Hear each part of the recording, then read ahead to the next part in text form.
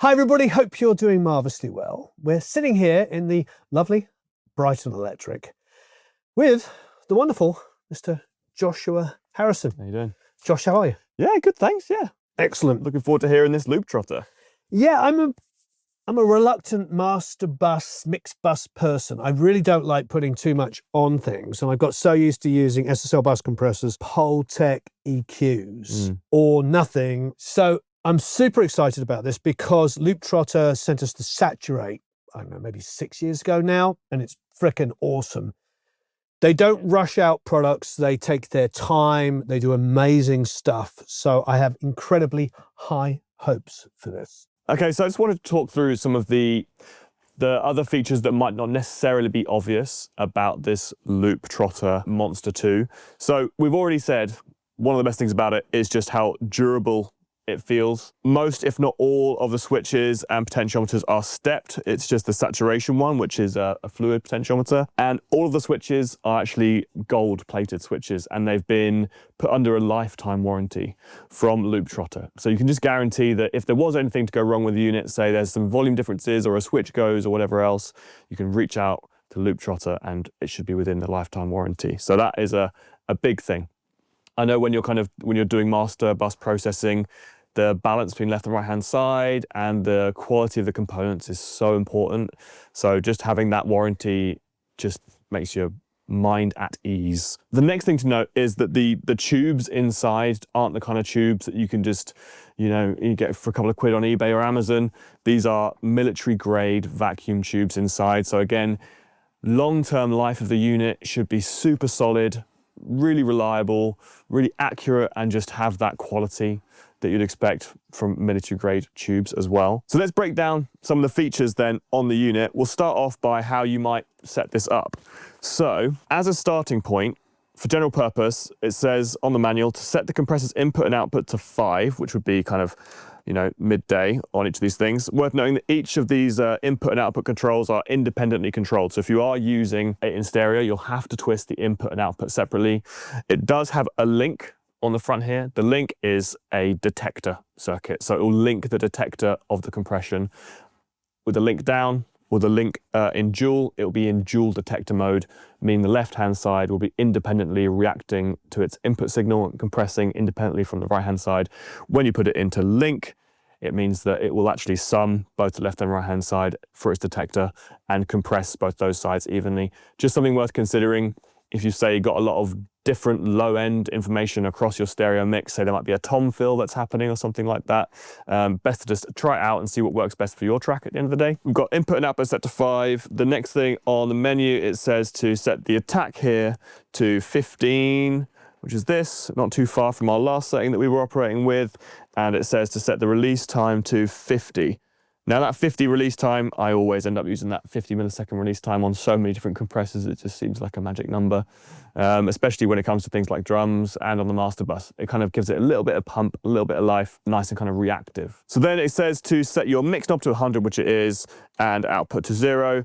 And this would be a really good starting point for where you get your compression from. What you may have noticed across this unit is that it's in mirror, so the compressors are on the outside, saturators on the internal, and it's kind of a mirror image left to right. And on the compressor circuit here, we have an independent input and output control for our compressor, basically meaning that there is no threshold control like you might see in some plugins or other compressors. This is a lot more akin to kind of a classic 1176 where the threshold is actually fixed, and if you want to get more compression, you would drive the input into the threshold and then reduce the output gain back down afterwards. Attack and release time are in milliseconds, which is really nice.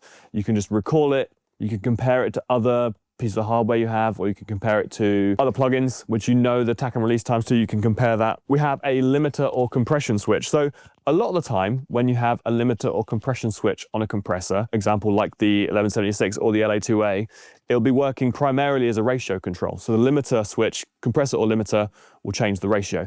This actually isn't quite what this is doing. It's a little bit more complex than that. The other thing you may have noticed is that there is no ratio control on this compression circuit either. You might think that seems like a bit of a downfall. However, the ratio control circuitry built into the FET compressor here is actually program dependent, essentially meaning there's a knee on the threshold for the compressor. So as a sound approaches the threshold point, the ratio will increase. So a quiet sound that's just above the threshold will have a smaller ratio than, say, a peak that is way above that threshold point, say it's 5 dB over, is going to have a lot more of a steep ratio control. What this means is that you can often use compressors like this in a more transparent way. You don't have this kind of binary linear compression on or compression off kind of feeling. That's when you get a very obvious sounding amount of compression. When you have this gentle knee, it means that you just have a variable ratio across the volume or across the different varying volumes of the peaks that approach that threshold. And then when you switch to limiter, so this is why the compression limiter circuit are a bit different to most compressors here. When you switch to limiter, what that does rather than just changing the ratio is it sharpens that knee point. Brings it a lot more similar to what you might get from a classic kind of fixed threshold compressor, and it makes it a bit more steep. Another really great feature of this is there are lots and lots of bypass switches. So because this isn't just a compressor, because it isn't just a limiter, and it's not just a saturator, it's 3 different things, while you're getting your tones, say for your master bus processing, or even if you're just slamming some drums or whatever it is you're doing with this unit, it's really handy to be able to make sure that you are making incremental gains and improvements across that process.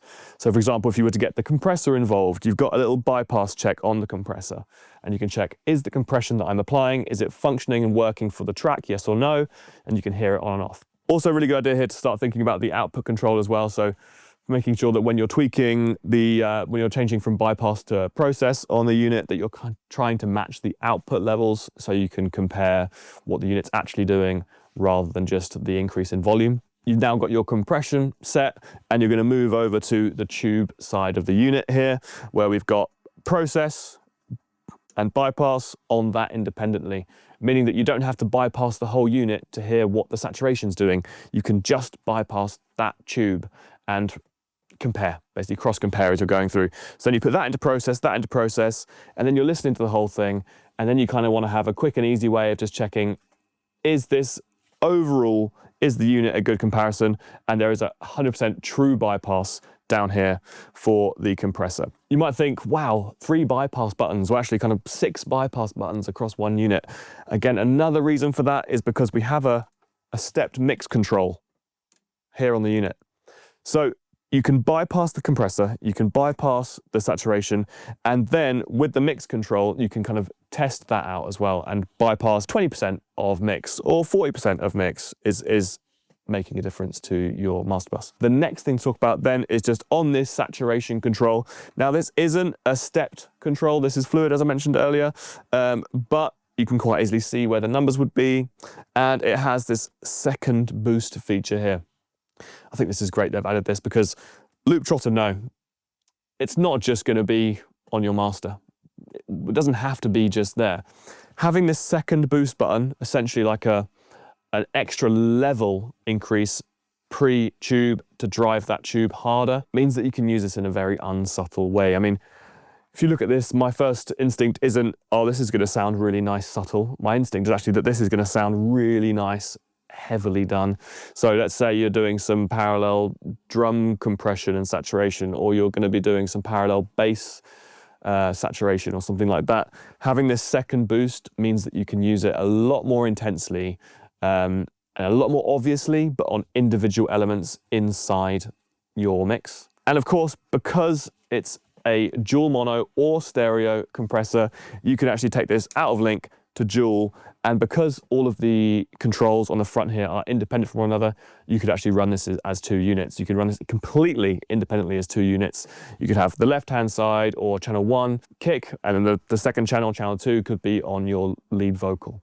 It's really, really flexible like that. And the sidechain inputs on the back also mean that if you were, say, running one side with your bass and another side with your kick, then you've also got the opportunity there to sidechain compress that too. Makes using it in your system, so you're running in a hybrid mixing system, it just makes that so much more effective, and you're not being limited by using hardware in your hybrid system. You don't want to feel like you're having your hands tied behind your back because you've chosen to use hardware. You want to have all those functionalities of compressors inside DAWs, but you want the analog hardware tone.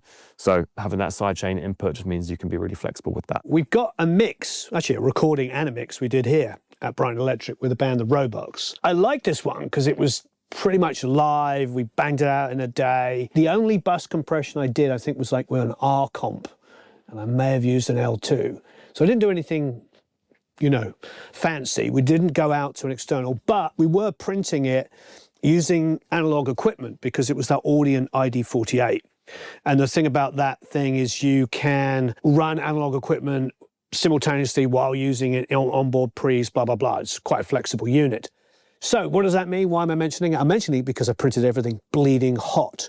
Because if I was going for an external pre here, I wanted the pre to sound like the pre. So I'd come up there and I'd get to it where it was just, you know, just about to overload and then click it back one or just overloading. And everything is printed super, super hot. We've actually just been messing with it a little bit here off camera. And these are the settings we've got for a full mix.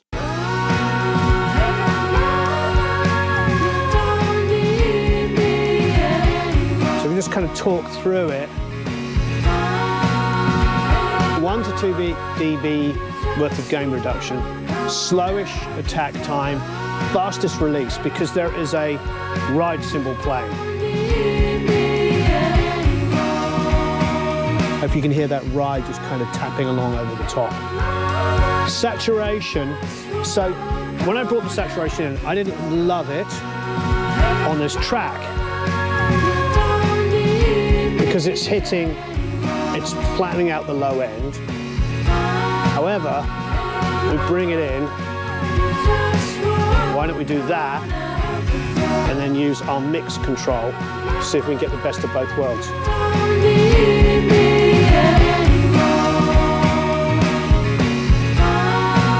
High pass. So you hear the low end, nice and clean.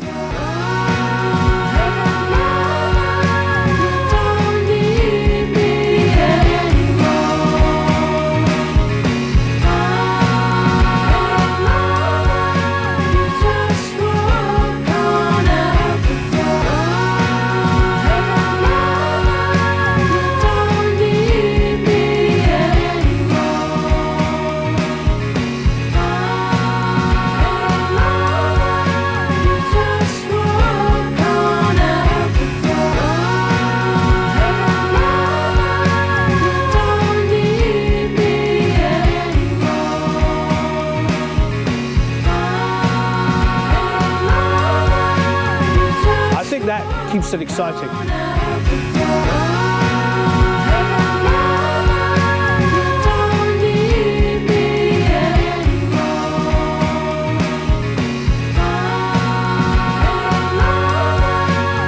right, it's just adding a tiny bit of hair so we split the difference.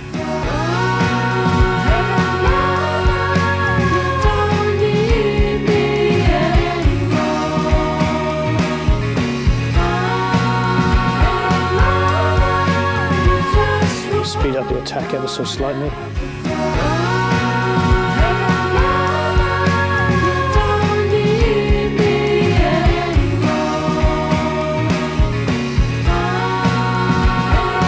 Yeah, I like what it's doing to the snare. Yeah, I think we got it right now.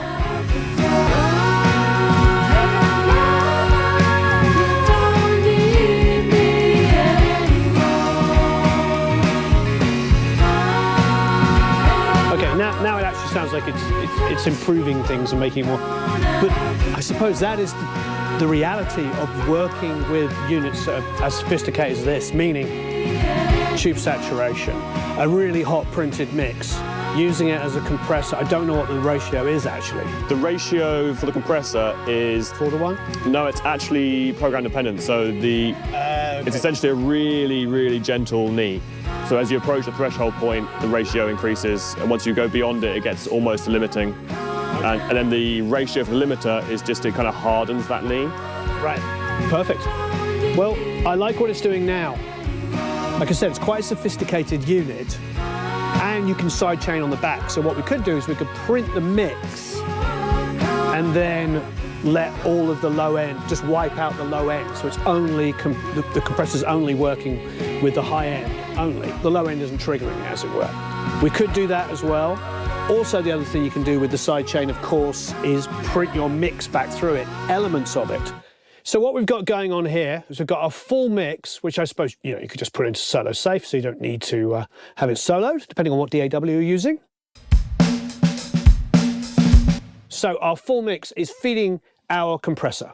We're getting the same compression, everything that we set up, the same saturation, the same blend that we have going on. And we've got the drums going through it now.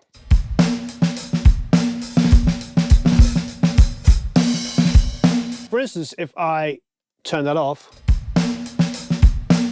so this, you can see the difference. This is the drums just hitting the compressor on their own.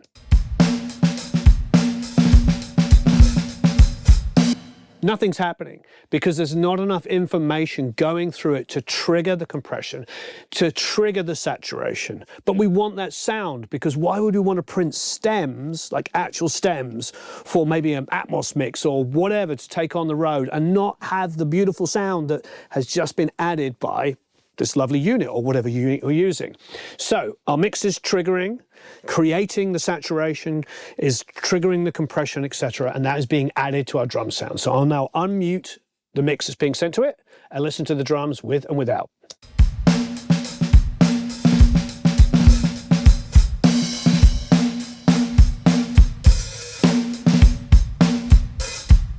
It's slight, but it's adding a little spank to the snare because the attack is going through, so slightly slower attack. And it's just going to make everything work so much better. You're going to get the coloration, but also when you create all those stems, like the drums and the bass and the guitars, you'll be able to put them back together and they will sound like the final mix. So many times people don't realize that, and they'll print the stems just without going back through the master, without the master triggering all of the fancy plugins they put on there. And then when they put it back together, like, it doesn't sound like my mix. Or somebody says, oh, I can't get the mix to come together. It's all falling apart. Things are too loud. It's yes, because the bus compressor that was controlling all that is not engaged. So this is a fun thing to do. So you hear it with the drums. Let's do the bass.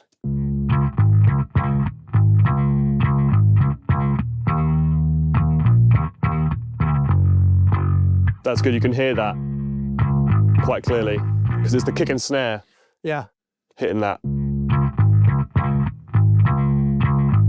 It's kind of going pow, pow, Yeah, pow, because it's all that pow, pow, pow, pow. Yeah, it's giving the bass some extra groove. Yeah, literally. So it's making the bass groove because the whole mix with the kick and snare is pumping, and even though it's only pumping by 1.5 dB, 2 dBs.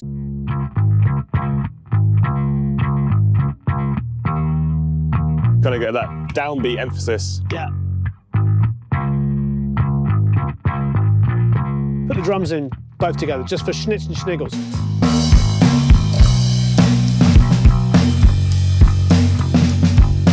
We've learned here that putting your mix back through your compression and your, in this case, the EQ, I suppose, the actual saturation that's being added, which is really grabbing the high mids and the high end and just giving them some extra harmonics. All of that stuff is beautiful, will not be heard if you don't take your full mix, run it through the sidechain, and have that triggering the compression and the saturation. So it's a good trick, it's a good tip, and make sure you always do that when you're printing your stems. Cool, so what we have done is we've bounced it with and without the compressor.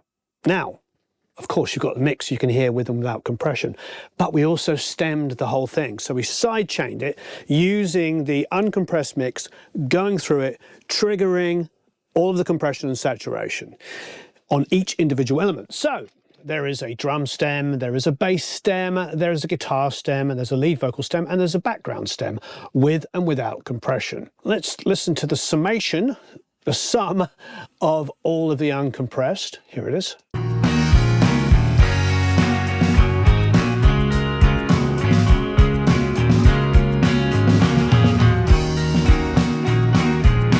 All right, here's the compressed.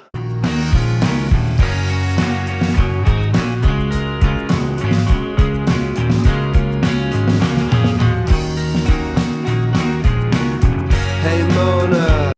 So just for schnitz and schniggles, I want to hear the compressed version without the bass, compressed bass, but with the uncompressed bass, just because, well, because I can.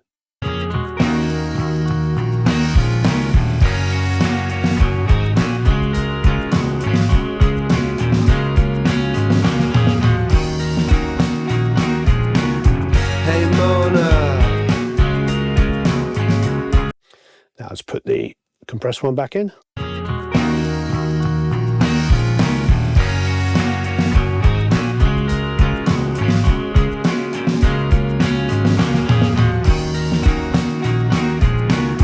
Hey Mona. So what's interesting about this is we could be selective. You could do this and then decide, you know what, I don't want that bus compression on one element or two elements or anything. It does open up a world of all kinds of fun things that you can do. All right, so let's have some fun with the Looptrotter. We've got a whole bunch of mixes here. I think one or two of them might be mine. I think all the rest of them are yours, yeah? Yeah. Do you want to zero it out? Yeah, so if we go back to, well, can we load up the setting that they recommend to start with? Okay. Which and what is the setting they recommend? 15... Slower attack, 50 milliseconds on the release. Fairly fast release. And they actually suggest just setting everything to input 5, output 5, 100%, 100%, output 0, output 0. Let's bypass the saturation for the beginning. Yep. And let's have just on compress rather than limit. Well, these are your songs. What do you want to start on? So yeah, I'm just going to send in, the track Cool. I think it's the third one down. Okay, got it. Here we go. Looking for a complication, you twist everything around the line. I'm just going to crank for a second. Sick up from a stomach, upset jet plane turbulent. I mean, it's all about the transient.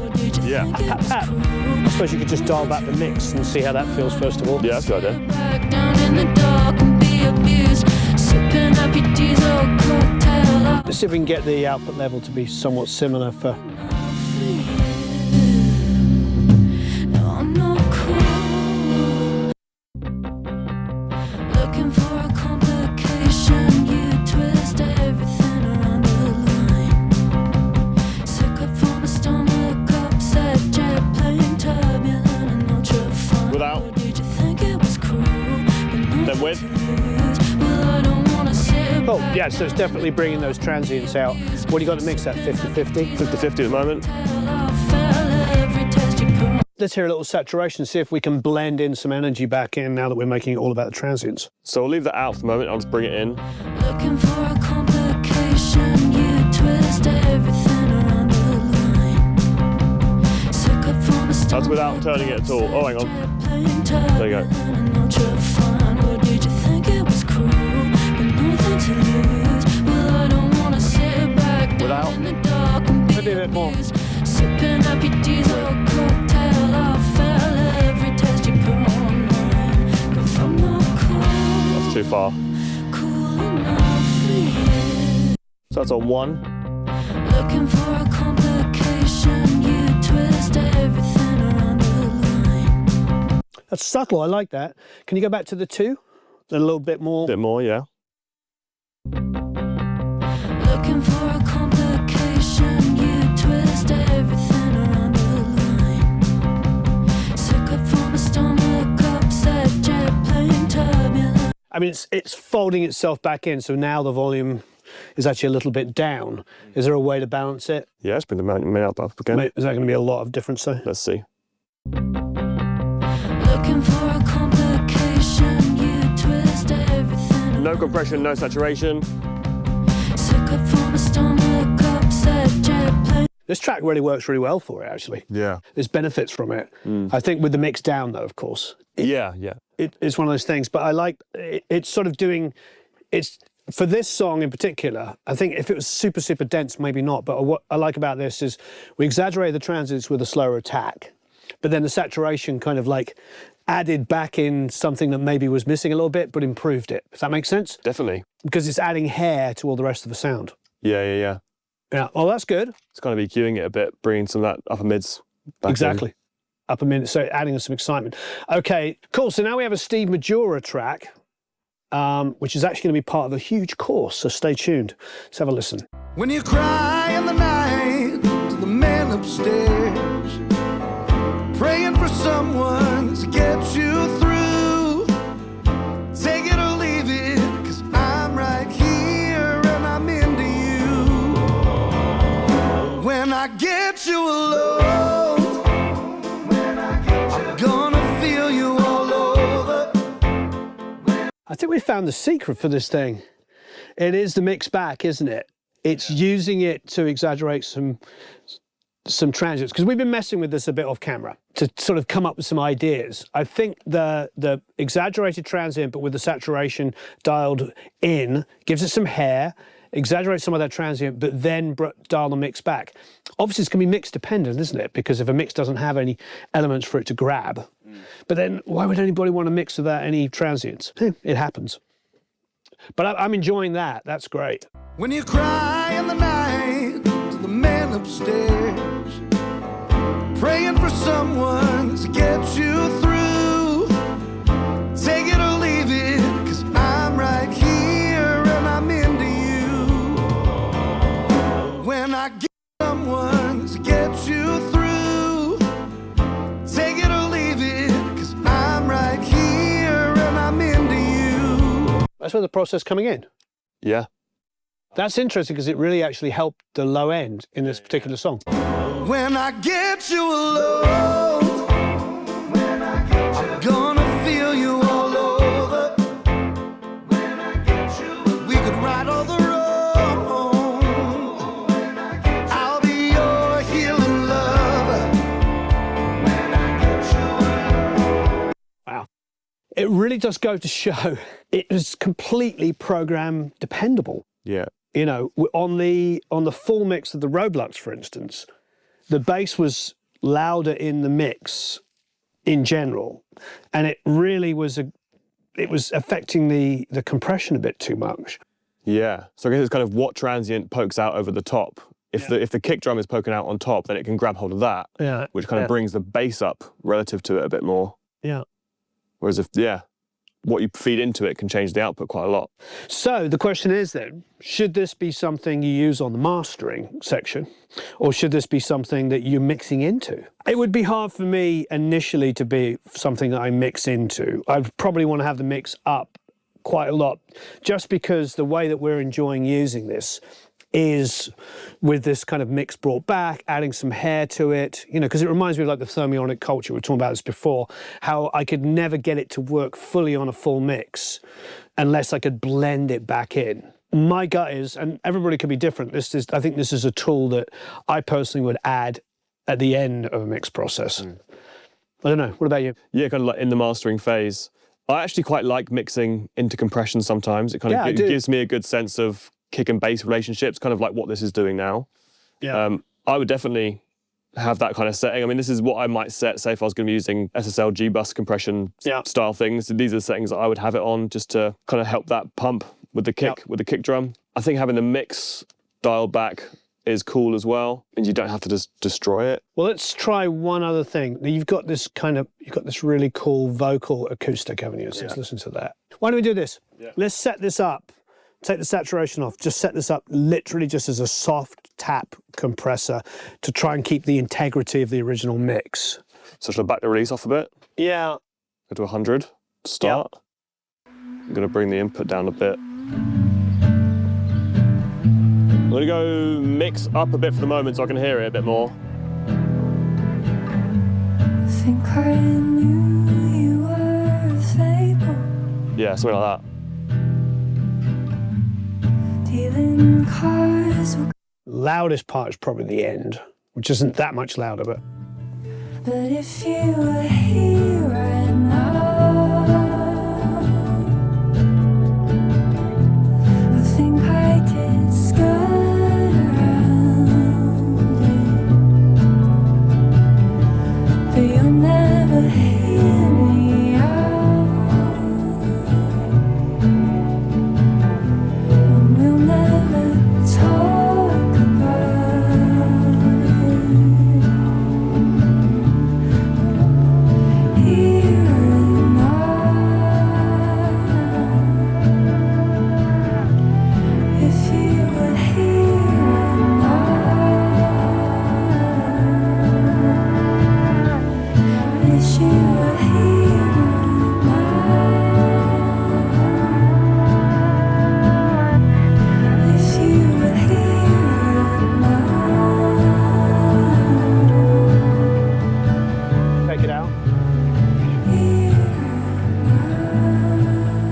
back to this section here. If you were here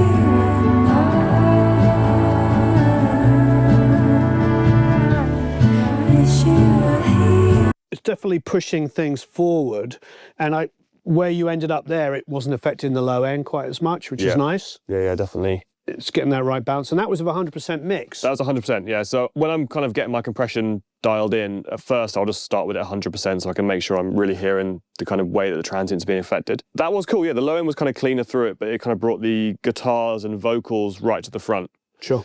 Which was nice. But then I might kind of dial that in at 100% mix and then pull it back and see kind of how that works. I like that a lot. Okay, let's go up to something.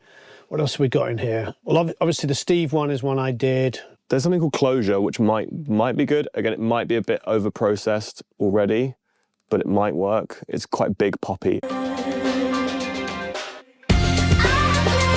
Okay, all right. So this is going to be interesting because this is dense. Yeah, and this it is a big already is arrangement. quite compressed. So my gut is it's probably going to be add some transient back in, maybe? Yeah, or we could try kind of like last stage limiting.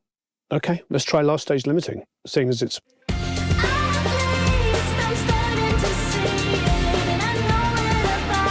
There's no compression at the moment happening, so it's going to pull that into limit. To bring the attack in, and then the release back to kind of fast, maybe even faster. I'm just going to bring this up to get like 1 or 2 dB.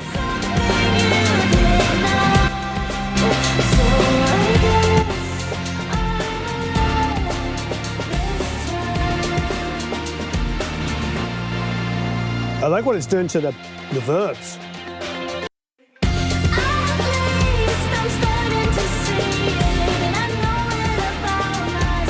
Get it a bit more balanced.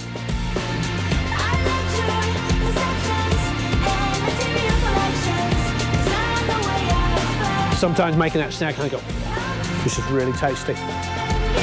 When the snare's sitting on its own for a little bit. Considering we're only getting 1 dB of gain reduction, at least that's what the meters are telling us. Sounds more like that. Sounds a bit more.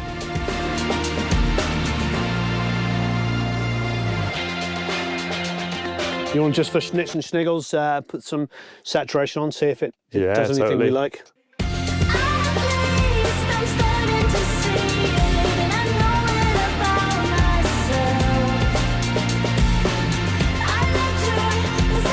And even at that level, it's doing something.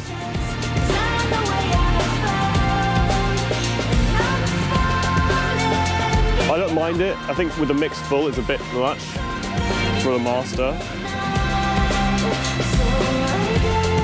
But it's very modern, very like in your face.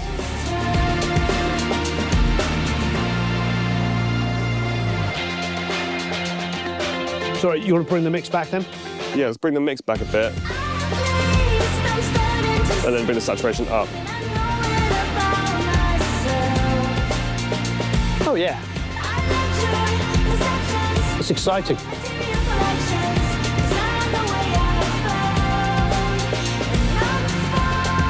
What was those things that were really popular about 10 years ago, 5-10 years ago? Black box. Remember the black box used to be on everybody's HG, mix? yeah. Yeah, I think it had more different kinds of saturation control. Yeah. But I had a couple of friends of mine that had that. Bob Horn was a big user of it. I mean, there's obviously not as much control of the saturation, meaning it is saturation on or off, but I like it. It's just for schnitz and sniggles. Give it the boost, see what happens.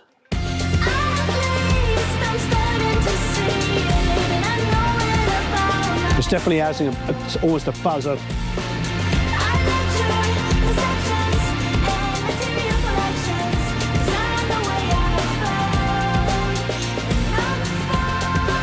I think at that point, because it's only got a dB worth of compression, all you're hearing now is saturation, with the mix down to about 20% or 30%.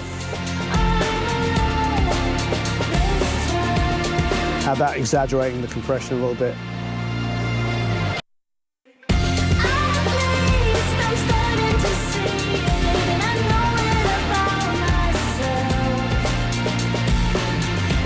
Fastest release time.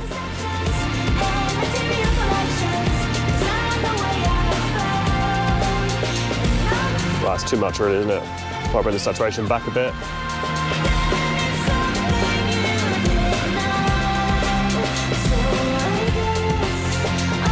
I think because I've cranked the input, the compressor, it's made the saturation more. I'm gonna go back to second boost and then go to try that.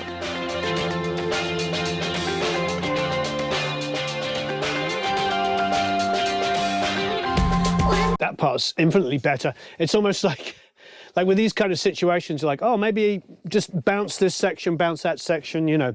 Yeah, I mean, you could shape some kind of dynamics in the master Yeah. as well. Yeah.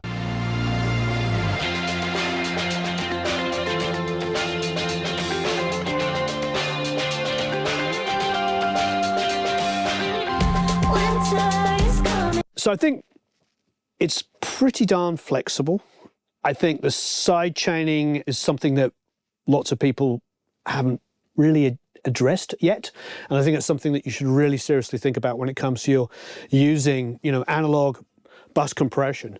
You know, that you can do it obviously with digital as well, but there's certainly something beautiful about using an analog bus compressor. It's definitely got that mastering sort of feel where everything is clickable. Yeah. So you can recall it easily, which is a great thing. Now, the saturation is fully rotary, but I actually think that's a really good thing because subtlety, you know, we're doing between 1 and 2, it's an enormous difference. Yeah. So that's great there. So you might want to get the old China graph pencil out, the grease pencil out and mark that off, and photos as well. But yeah, I'm interested. I think this could be a combination thing for not just mixers, but maybe mastering engineers as well might want to put this into their arsenal, which is probably where they're aiming this towards. Definitely, yeah. I mean, the fact that you can do 1 dB of compression across this, then if you had other hardware units, you could kind of stack that 1 dB, Yeah. take it off a few different places, and then have the mix control. I actually really like that you can bypass every independent section as well as the whole unit. So you can kind of like, if you are mastering, you don't have to focus on the tube saturation. You can actually just use the compressor or the tube, and you could kind of mix and match. It's great. Yeah, agreed. I'm impressed. Colour me impressed. I wasn't really expecting anything different. I was expecting it to be really, really good. I'd like to do another video at some point, so stay tuned, mixing through it and having it on a master bus, just like I would an SSL. I do like the sidechain function. We talked about that. That's going to be really, really useful for stemming out stuff. I would like to just sort of try it as a mono unit across individual elements in the mix as Okay. well, or even like to track through it for drums, things like that. All right. Room mics. I mean, it's a pretty substantial unit. Looptrotter, you've done it again. You make beautiful stuff. Thank you for letting us try this, and you may never see it again. What do you think? Yeah, we'll keep it. Okay, good. Thanks, everyone. So long, farewell, auf Wiedersehen, au revoir, adios, tschüss, and Cześć. cześć. Cześć.